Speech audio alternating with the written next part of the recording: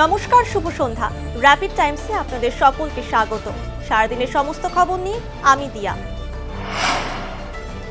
সোমবার অযোধ্যায় রাম মন্দিরের প্রাণ প্রতিষ্ঠা, উৎসবের মেজাজে গোটা দেশ সেজে উঠেছে রাম জন্মভূমি। রাম মন্দিরের অনুষ্ঠানে যোগ দিতে অযোধ্যায় পৌঁছচ্ছেন আমন্ত্রিত অতিথিরা। রাত পোহালেই অযোধ্যায় শুরু হবে মহোৎসব। আগামীকাল রাম মন্দিরের উদ্বোধন করে অযোধ্যায় জনসভা করবেন প্রধানমন্ত্রী নরেন্দ্র মোদী। সোমবার অযোধ্যায় রাম মন্দিরের প্রাণ প্রতিষ্ঠা অনুষ্ঠানে থাকছেন না বিজেপির সর্বভারতীয় সভাপতি জেপি নাড্ডা, তবে দিল্লির ঝান্ডেওয়ালান মন্দির থেকে ঐতিহাসিক মুহূর্তের সাক্ষী থাকবেন তিনি। অযোধ্যায় রাম মন্দিরের প্রাণ প্রতিষ্ঠা উপলক্ষে উৎসবের মেজাজে শহর শিলিগুড়িও। মহাত্মা গান্ধী মোড়ে তৈরি করা হয়েছে থার্মোকলের রাম মন্দির, আলোয় সেজে উঠেছে গোটা শহর। শিলিগুড়ির মাটিগাড়া থানা অন্তর্গত শিব মন্দিরের হালের মাথা এলাকায় স্ত্রীকে হত্যার অভিযোগ উঠল স্বামীর বিরুদ্ধে। গোটা ঘটনার তদন্তে পুলিশ।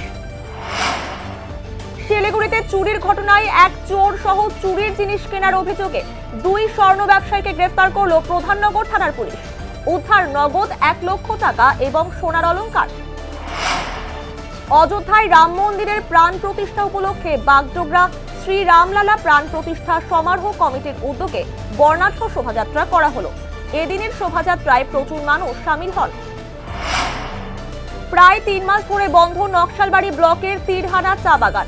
চা শ্রমিক ও শিশুদের মুখে হাসি ফোটাতে পিকনিকের আয়োজন করল বাগডোগরার বিলাস দেবনাথ সহ অন্যান্য সমাজসেবীরা। আলিপুরদুয়ার জেলার মাদারিহাট ব্লকে একই দিনে বুনো হাতির হানায় মৃত্যু হলো 2 জনের। ঘটনায় ব্যাপক চাঞ্চল্য ছড়ায় এলাকায়।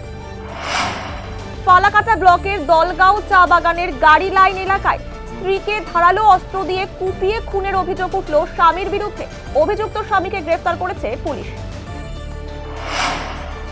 মাথাভাঙা 2 ব্লকের ঘোকসাডাঙ্গার লতাপাতা এলাকায় বিজেপির পার্টি অফিসের সামনে 2টি ব্যাগ থেকে উদ্ধার 13টি তাজা বোমা। তৃণমূলের সম্প্রীতি মিছিল আটকানোর জন্য বিজেপি এমনটা করেছে, অভিযোগ তৃণমূলের। সারাদিনের সমস্ত খবরের আপডেট পেতে নজর রাখুন শিলিগুড়ি টাইমসে। শিলিগুড়ি টাইমসের খবর আপনারা পেয়ে যাবেন শিলিগুড়ি টাইমসের ইউটিউব, এক্স হ্যান্ডেল, থ্রেডস এবং ইনস্টাগ্রাম পেজে। সঙ্গে থাকুন, দেখতে থাকুন শিলিগুড়ি টাইমস।